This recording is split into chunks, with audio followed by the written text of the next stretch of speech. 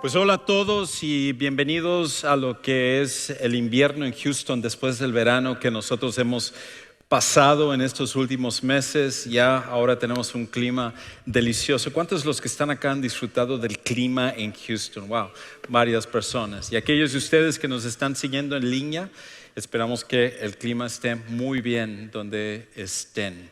Si esta es tu primera ocasión aquí en Sugar Creek, estamos súper contentos de que nos acompañes el día de hoy y no pudiste haber llegado un mejor domingo porque hoy estamos iniciando una nueva serie donde vamos a estar hablando acerca de esta temática, esta idea sobre sanando las relaciones rotas. Y durante las siguientes semanas vamos a estar hablando acerca de cómo esto se da en nuestra vida y cómo en realidad todos nosotros tenemos relaciones que de una u otra manera se han roto y que nosotros necesitamos sanarlas porque cuando tenemos relaciones rotas, una de las verdades que nosotros encontramos es que eso afecta nuestra paz. Nunca podemos en realidad tener esa relación con alguien que en algún momento fue cercano. Quizás un familiar, quizás un amigo, quizás un compañero de trabajo. Alguien que en algún momento tuvimos una relación cercana y de repente por una situación u otra, esa relación se fracturó y ahora ya ni siquiera nos hablamos con esa persona, ya ni siquiera tenemos una relación con esa persona, sino que nos roba de la paz. Y tú y yo lo sabemos porque cuando somos completamente honestos, empezamos, por ejemplo, en esas relaciones fracturadas a evitar los lugares donde va esa persona. Nos enteramos de que va a ir fulano y decimos, no, yo no voy a ir porque va a estar esta persona. O a lo mejor nos toca trabajar con esa persona y estamos hablando con alguien y sale en la conversación esa persona y nosotros queremos como defendernos y decir por qué esa persona está mal y nosotros está bien. Lo que sucede con las relaciones fracturadas es que eso nos roba la paz. Y eso es lo que pasa con todos nosotros. Y lo que Dios quiere es que nosotros podamos sanar nuestras relaciones. De que nosotros no tengamos esa relación que en algún momento tuvimos. Quizás para ti es la relación que en algún momento tuviste con tus padres o con tus hijos. O a lo mejor con un hermano, un cónyuge, un amigo, un compañero de trabajo, con la persona que haya sido. Esa relación ahora se ha fracturado por completo, se ha destruido por completo y nuestro llamado es a sanar esa relación. Ahora, durante las siguientes semanas lo que vamos a estar hablando es cómo es que podemos sanar esas relaciones.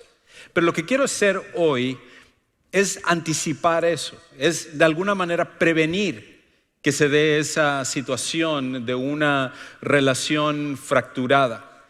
Porque una de las cosas que tú y yo necesitamos entender es esto, que es mejor prevenir una relación rota que reparar una relación rota.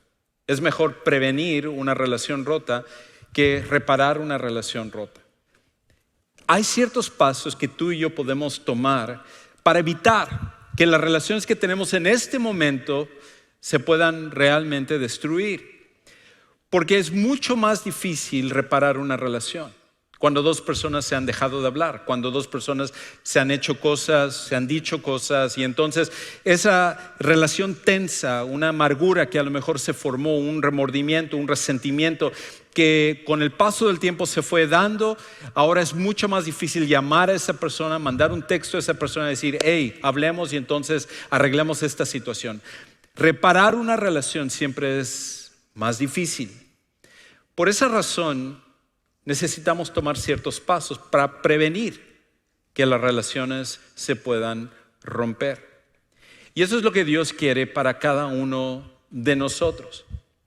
Cuando nosotros pasamos por una fractura de una relación, cuando ya es demasiado tarde, es cuando nosotros nos decimos, ¿cómo quisiera haber retrocedido en el tiempo si yo hubiera hecho esto en vez de lo que hice, si hubiera dicho esto en vez de lo que dije, entonces quizás las cosas serían diferentes con esta persona. Algunos dicen, pues a mí qué me importa esa persona, qué bueno que ya no está en mi vida, qué bueno que ya no me hablo, ya no tengo relación, yo no necesito de esta persona. Pero cuando la gente dice eso, simplemente están tratando de autoconvencerse que es así. Porque una vez que una relación se fractura, nadie puede en realidad tener la paz que necesita. Me recuerda a algo que leí con respecto al presidente Ronald Reagan, un presidente de los Estados Unidos durante la década de los 80s. Y una de las políticas que caracterizó al presidente Reagan es que él empezó a armar a Estados Unidos en lo que era la Guerra Fría contra la Unión Soviética. Y la estrategia de Ronald Reagan era crear más armamento para de esa manera intimidar a la Unión Soviética y poder ganar contra la influencia de del comunismo a nivel mundial.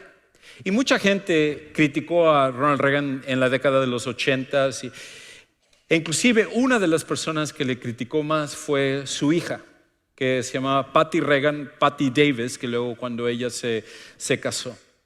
Y Patty, ella se unió a un movimiento en contra de su propio papá. Empezó a ser parte de manifestaciones y de convenciones y cosas que criticaban al presidente Reagan. E inclusive ella habla de que en una de esas reuniones hubieron aproximadamente 100,000 personas que se reunieron y uno de los oradores era precisamente la hija del presidente Reagan, Patty. Y entonces ella pasó y empezó a hablar y a decir en contra de las políticas del armamentismo y todo eso. Y la gente empezó a gritar, otro presidente, otro presidente. Y ella entonces se empezó a sentir mal porque se estaba dando cuenta que no era tanto su discurso, sino lo que ella estaba proyectando en contra de su papá. Inclusive cuando ella empezó a ser honesta consigo misma, se dio cuenta que aunque sí es cierto, ella estaba en contra del armamentismo, en realidad ella estaba usando esto para crear una guerra con su papá. Lo que estaba atrás de su motivación era que ella tenía ciertas heridas, ciertos resentimientos en contra de su padre y estaba usando el militismo de este movimiento político como una forma de atacar a su papá. Y lo peor era de que durante mucho tiempo el presidente Reagan se había acercado a su hija y le dijo, mira hija, yo entiendo, no vas a tener la misma posición que yo tengo, no estoy esperando que tú estés de acuerdo con todo lo que yo hago, pero una de las cosas que yo quiero es que siempre conservemos nuestra relación como padre e hija, porque yo te amo. Y cuando él se acercaba, ella siempre rechazó a su papá y dijo, no, yo no quiero que me digas nada, yo ya sé tu lado y no quiero que me digas absolutamente nada. Y ella fracturaba la relación, evitaba a su papá y nunca pudieron tener un diálogo donde como padre e hija pudieran de alguna manera salvar esa relación. Pasaron los años, el presidente Reagan salió de la presidencia y después de unos años salió la noticia que el presidente Reagan tenía Alzheimer's. Y la enfermedad de Alzheimer, el problema es de que poco a poco empieza a afectarte la memoria y varias cosas y dejas de reconocer inclusive a la gente que más amas.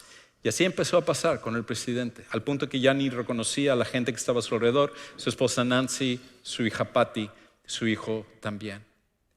Y ya para entonces, al pasar de los años, Patty Reagan se dio cuenta de todo el daño que ella había hecho. Y ella quería ahora, de alguna manera, arreglar la situación con su papá. Y dice ella cuenta que en una ocasión fue a ver a su papá, a hablar con él, a pedirle perdón por todo lo que ella había hecho en el pasado. Ella esperando quizás un momento de lucidez del presidente Reagan para que aceptara su disculpa y arreglar las cosas. Pero para ello, desafortunadamente, se había dado cuenta de que ese momento de lucidez nunca llegó y de hecho fallecería el presidente Reagan y nunca enmendarían las cosas. Ella cuenta esto acerca de ese encuentro que tuvo con su papá. Miraba a mi padre a los ojos e intentaba traspasar la oscuridad del Alzheimer con mis palabras, mis disculpas, con la esperanza de que en su corazón me oyera y comprendiera.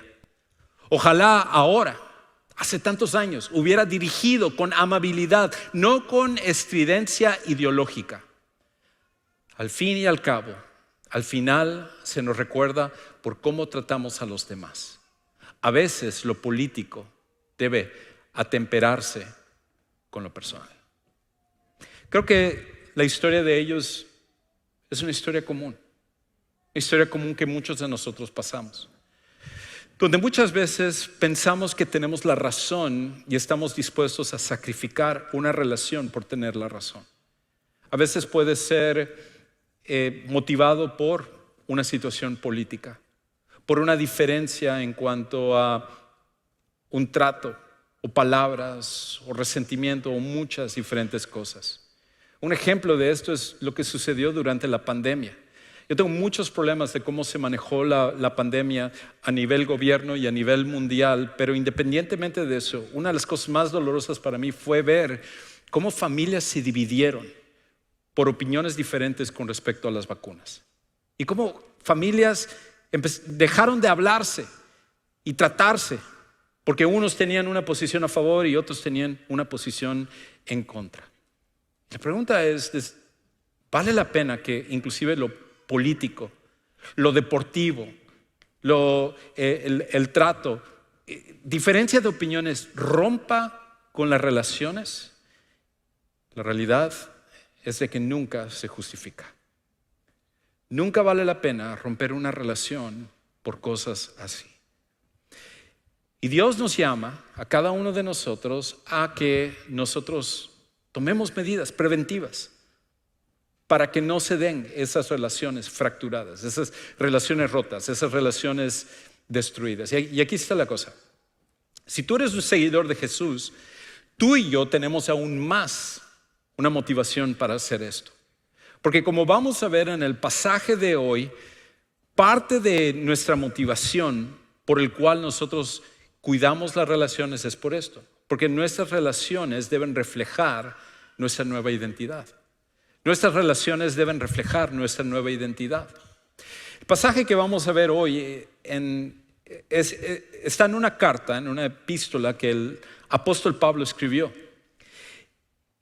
Y durante mucho tiempo Pablo se dejaba llevar por el extremismo.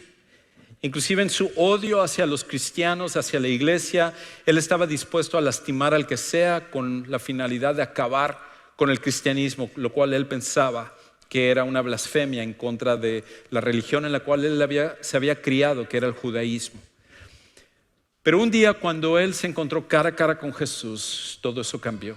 Y Pablo pasó de ser el enemigo más grande del cristianismo al defensor más grande del cristianismo. Y quizás él, pensando un poco en cómo era su carácter y su forma de ser, él ahora escribe una carta a un grupo de cristianos que se encontraba en la ciudad de Éfeso, para motivarles acerca de lo que tenían que hacer para poder conservar las relaciones y poder salvar las relaciones y sanar las relaciones entre cristianos y también entre cristianos hacia otras personas. Y lo interesante es que esta carta que él escribe a los de Éfeso, a los efesios, hay manuscritos antiguos donde no se halla la palabra Éfeso. Y lo que han deducido con el paso del tiempo es que estas cartas tenían el propósito no solamente de ser dirigidos a un lugar, sino la idea era que fuera dirigido a varios lugares. Por eso en algunos, en vez de que sea Éfeso, luego se llena con Filipos o con Corinto, porque la idea era que circularan estas cartas, porque el principio no iba a ser solo para la gente de Éfeso, era para todos los cristianos de esa época. Y me atrevo a decir, para todos los cristianos en nuestra época también.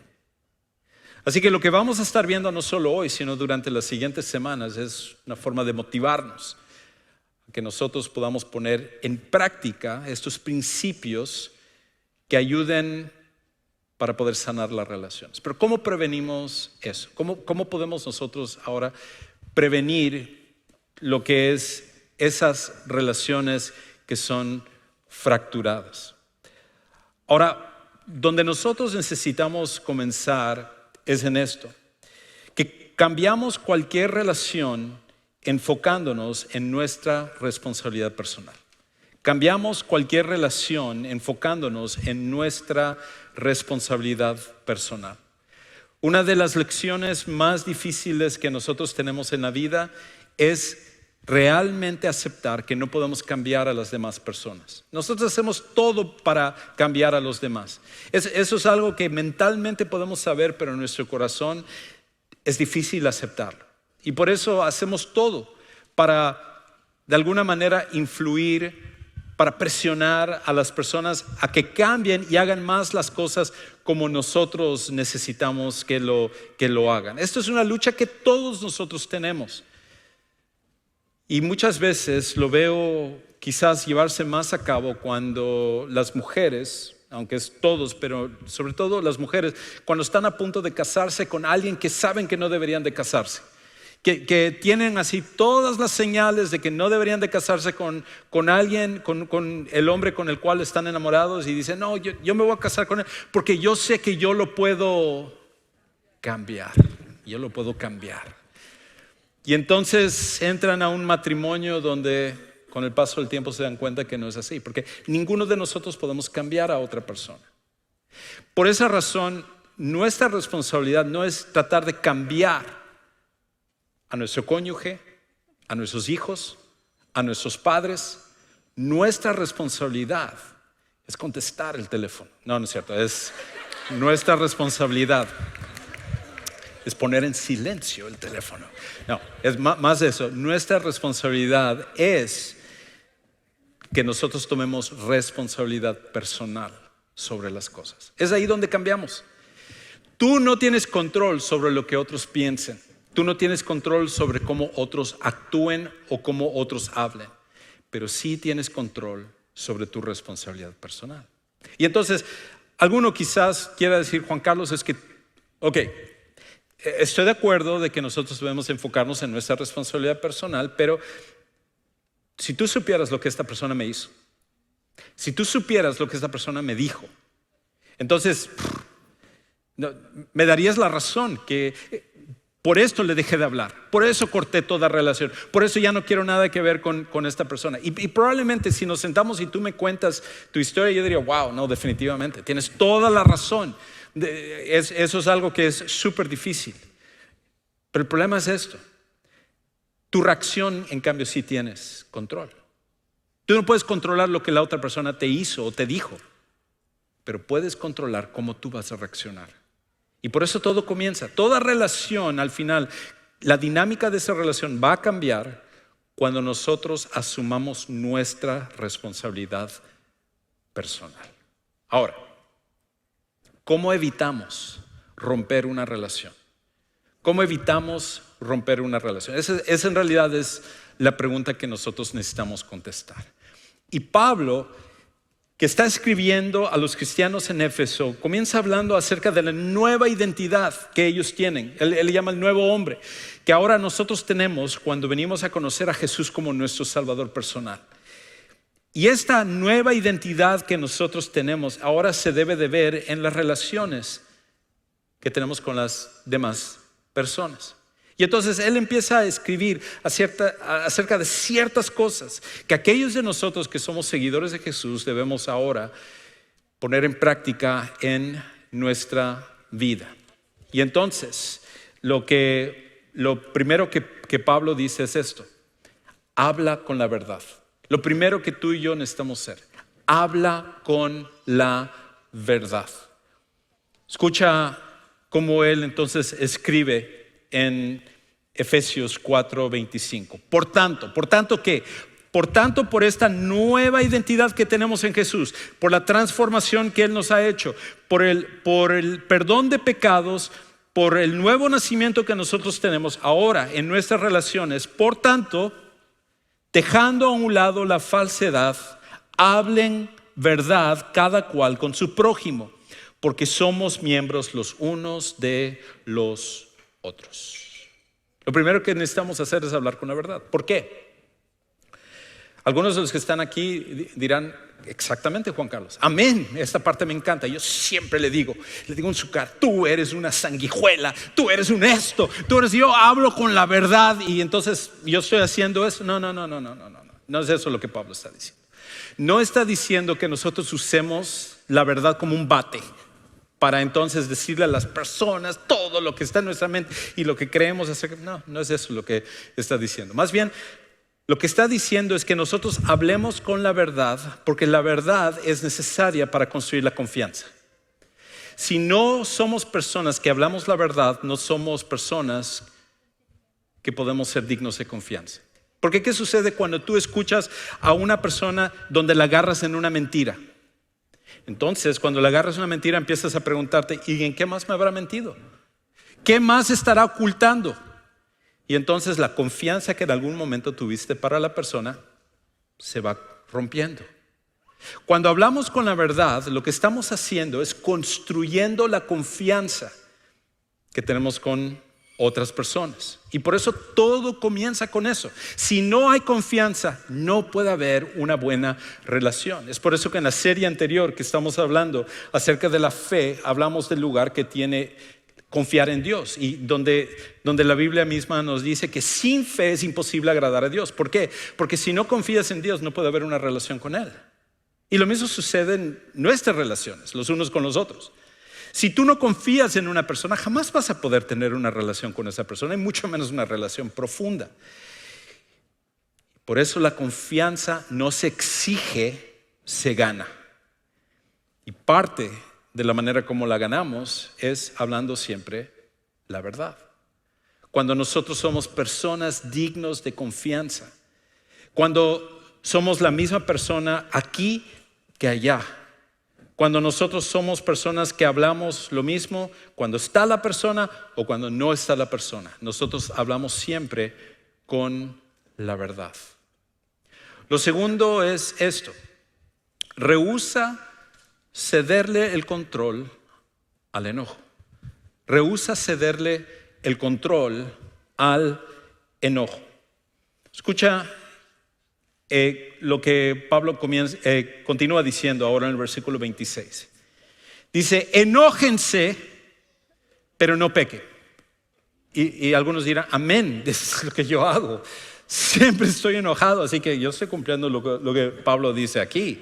Entonces, pero no es eso lo que está diciendo. Enójense, pero no pequen. No se ponga el sol sobre su enojo, ni den oportunidad o lugar al diablo. El enojo es algo natural de cada uno de nosotros. El enojo es la reacción natural que uno debe de tener a ciertas circunstancias. Por ejemplo, cuando estamos escuchando acerca de bebés que van decapitando, o mujeres que están violando, o personas así, la reacción natural es el enojo. Es más, si no estamos enojados por eso, entonces hay algo que está mal en nosotros. Cuando vemos injusticias, la reacción natural es el enojo. Pero el problema no es el enojo. El problema es cuando el enojo nos controla. Muchas veces nosotros lo que decidimos es entregarle el control al enojo, y es ahí donde tenemos el problema. Si no crees que es un problema, sal a manejar a Houston y te vas a dar cuenta de cómo el enojo es un problema, como una pandemia dentro de nuestra ciudad. Cuando el enojo te controla, lo que hace es que empieza a afectarte para que tú digas cosas y hagas cosas que no deberías de hacer.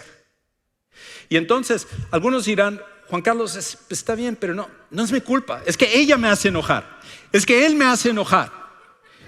Y la realidad es esta: el enojo es una decisión. Tú puedes controlarlo o no. Y tú dirás: no, yo no estoy de acuerdo con eso. Yo creo que el enojo, yo he tratado, pero el enojo no es algo controlo, es algo natural que no. Tú puedes controlar el enojo, y te lo voy a demostrar. ¿Cuántas veces tú has estado en una discusión, quizás con tu cónyuge o con tus hijos, y estás: es que ¿por qué tú estás haciendo esto? ¿Y por qué? Y tring, suena el teléfono y bueno, sí, ¿qué tal, hermano? Dios le bendiga. Sí, ahí voy a estar el domingo en la iglesia. ¿Y qué pasó? ¿No que no podías controlar el enojo? No, claro que sí. El enojo es algo que nosotros controlamos. El problema es que cedemos el control al enojo en ciertas circunstancias, en ciertas situaciones. Y Dios lo que quiere es que el enojo no nos controle, porque como Pablo dice aquí, dice: no se ponga el sol sobre su enojo. En otras palabras, acorta el tiempo, porque mientras más dejas que el enojo está en tu corazón, más va a empezar a ganar el control. ¿Y qué sucede? Cuando pasa un día, pasa 2 días, pasa una semana, pasa un mes, tú estás molesto con esa persona y esa molestia se convierte en amargura y se convierte en venganza y se convierte... Dice, no. No permitas que el enojo te controle. Mientras menos tiempo le des lugar al enojo, entonces vas a estar mejor. Y entonces, si no, él dice esto, ni den oportunidad o lugar al diablo. El enojo es una herramienta que Satanás usa de una forma muy efectiva dentro de nuestras vidas. Hay un podcaster que yo sigo y me encanta cómo él describe esto. Él dice, el enojo es la cocaína del diablo. El enojo es la cocaína del diablo. ¿Por qué? Porque el enojo es súper adictivo. Cuando tú te enojas, te vas enojando cada vez más y encuentras más situaciones para enojarte. Es como una droga que va subiendo su adicción y es súper efectiva para que Satanás lo pueda usar en nuestras vidas. Nosotros tenemos que rehusar cederle el control al enojo. Pablo dice otra cosa. Para que nosotros podamos realmente evitar destruir relaciones, dañar a las personas y todo, lo otro es esto: evita caer en antiguos patrones del pecado. Evita caer en antiguos patrones del pecado. Escucha cómo él entonces continúa diciendo en el versículo 28. Dice, el que roba no robe más, sino más bien que trabaje haciendo con sus manos lo que es bueno, a fin de que tenga que compartir con el que tiene necesidad. Ahora, alguien puede decir aquí que bueno, esto no se aplica a mí porque yo no robo. O a lo mejor sí robas, a lo mejor eso es uno de los problemas que tienes. Si es así, Geise, dejé mi cartera ahí al lado, por favor, guárdalo la cartera un segundo. No sé cuál sea, pero sospecho que Pablo estaba diciendo esto porque habían problemas dentro de la iglesia de Éfeso con respecto al robo. Pero si Pablo nos estuviera escribiendo a nosotros, quizás no hubiera escogido el robo, quizás hubiera escogido otra cosa. Porque en realidad no es tanto hablando de la acción en sí, sino el patrón que está atrás del robo. Porque ¿qué sucede? Todos nosotros tenemos ciertos patrones pecaminosos que están muy engranados en nuestra forma de ser. Y cuando nosotros estamos estresados, cuando estamos preocupados, cuando estamos mal espiritualmente, esos patrones regresan como ciclos. Y aquí está una persona que recibió a Cristo como su Salvador personal, pero en su vida anterior se le pegaban las cosas a sus manos. Y entonces ahora que viene a Cristo, la idea es que quizás en algún momento cuando las cosas estén mal, que no regrese, no revierta al patrón anterior que él tenía del robo. Está diciendo, ahora ya no hagas eso, ahora trabaja para revertir eso. Y la idea es lo mismo con respecto a nosotros. Para ti, tú tienes patrones de pecado en tu vida. Yo tengo patrones de pecado en mi vida por nuestras experiencias, por nuestras heridas, por nuestro pasado. Y tenemos que tener cuidado de que hay momentos en los cuales esos patrones regresan a tomar el control de nuestra vida. Es como una historia que leí de una persona que estaba luchando con la avaricia y nunca eso de ayudar o ser generoso, dar a otra persona.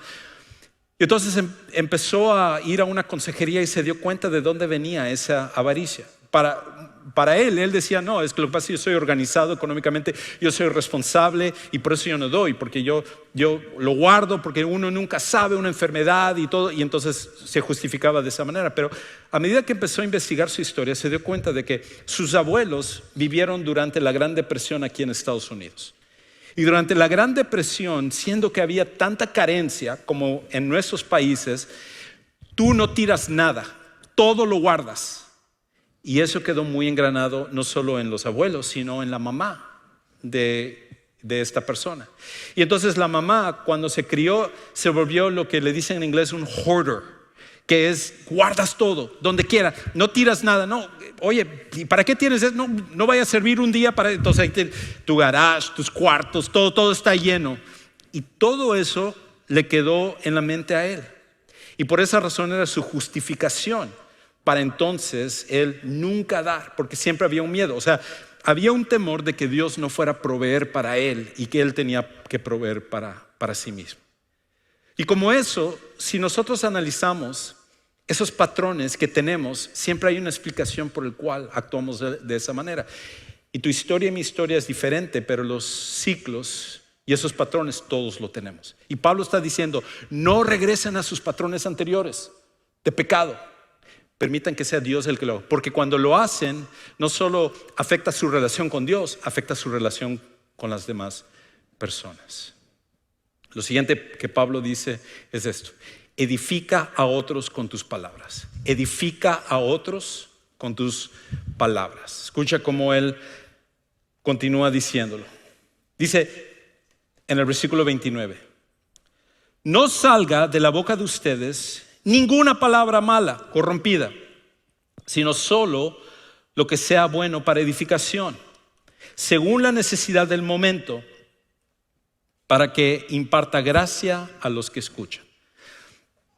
Pablo regresa un poquito a la idea de la lengua, la idea de no mentir para que tú construyas confianza, pero lo otro es edificar a otros con nuestras palabras, porque cuando nosotros edificamos a otros, eso es un don, eso realmente es algo increíble. Tú quieres estar alrededor de personas que cada vez que te ven y todo te están diciendo, wow, ¿cómo estás? Qué gusto verte, hasta más delgado te ves, y todos nosotros queremos estar alrededor de gente así, ¿verdad? Entonces decimos, esta persona edifica, quizás medio mentiroso, pero está edificando. No es cierto. Y entonces, hoy en día, la crítica se ha convertido como en un pasatiempo, como en un deporte. Y las personas en las redes sociales ponen las críticas así contra sus equipos, contra celebridades, contra posts y memes y todo. Y como que estamos construyendo esta mentalidad de criticar. Pero te tengo que decir una cosa: criticar cualquiera lo puede hacer. Criticar es destruir, pero edificar eso sí es difícil. Y Dios lo que nos llama, sobre todo los que somos seguidores de Jesús, es que edifiquemos. No que simplemente digamos, ok, me gusta decir, pero yo también me gusta decir la verdad. No. A ti lo que te gusta es criticar. Y déjame decirte, la crítica no es un don espiritual. La crítica no es un don espiritual. La crítica es una forma en la cual dejamos que el pecado tome control de lo que decimos. Y Pablo dice, no hagan eso. Edifíquense los unos a los otros. Lo último que Pablo dice es esto. Porque no es una lista exhaustiva. Algunos dirán, bueno, qué bueno que no me tocó a mí ninguna de estas. Yo no carezco de eso. Pablo dice, ok, si no es ninguna de estas, entonces aquí hay una que cubre todo. Y es esto: rechaza conductas que ofendan al Espíritu Santo. Rechaza conductas que ofendan al Espíritu Santo. Si hay algo que no está en esa lista que tú estás haciendo o que yo estoy haciendo, necesitamos rechazar esas conductas porque van a afectar la relación con otras personas. Pablo lo dice de esta manera. Termina diciendo esta sección, el versículo 30, y no entristezcan al Espíritu Santo de Dios, por el cual fueron sellados para el día de la redención. Si hay algo que nosotros sabemos que está mal, no debemos hacerlo. Y me encanta lo que él dice ahí, que lo que nosotros hacemos trae tristeza al corazón de Dios. Porque muchas veces nosotros pensamos, ok, un Dios que es súper poderoso, un Dios que es soberano y Él está allá y Él no se afecta, Él está en control. No es eso. Dios te ama y lo que te sucede a ti trae tristeza a su corazón cuando nosotros somos desobedientes. Pablo dice, no hagamos eso. No hagamos cosas que traigan tristeza al corazón de Dios, al Espíritu Santo.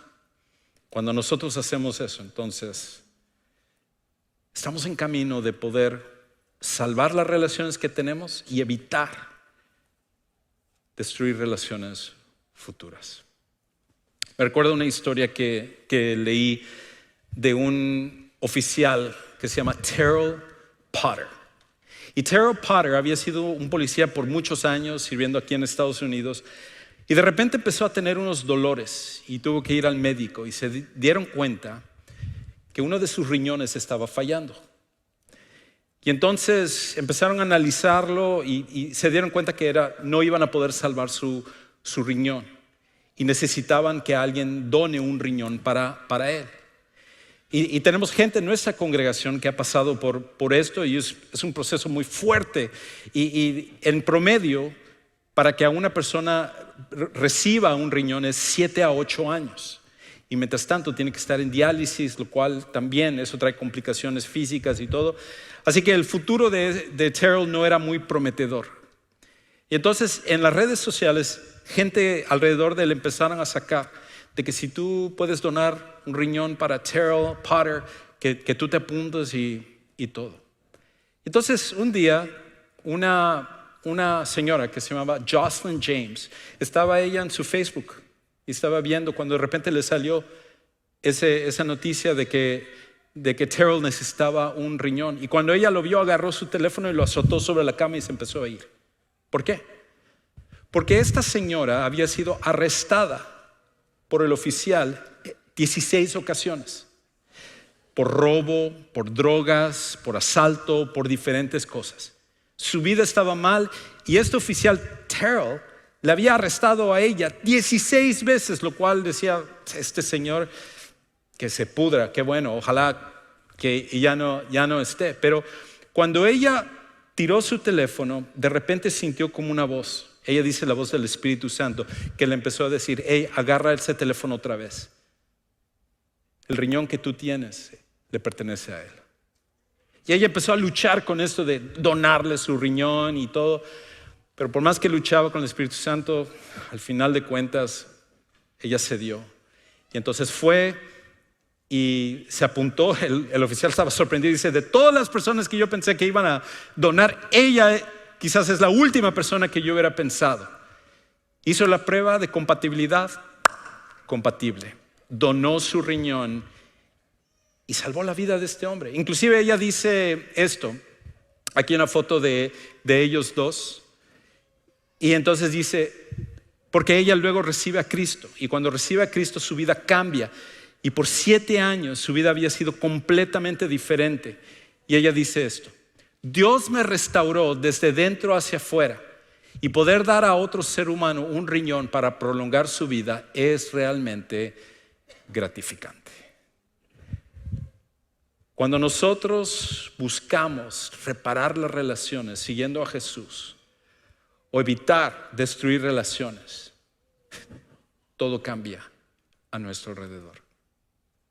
Ahora, Dios no te está pidiendo que dones tu riñón a alguien, por lo menos quizás no, pero sí está pidiendo que dones tu corazón hacia la gente que está a tu alrededor, amándoles como Cristo te ama a ti.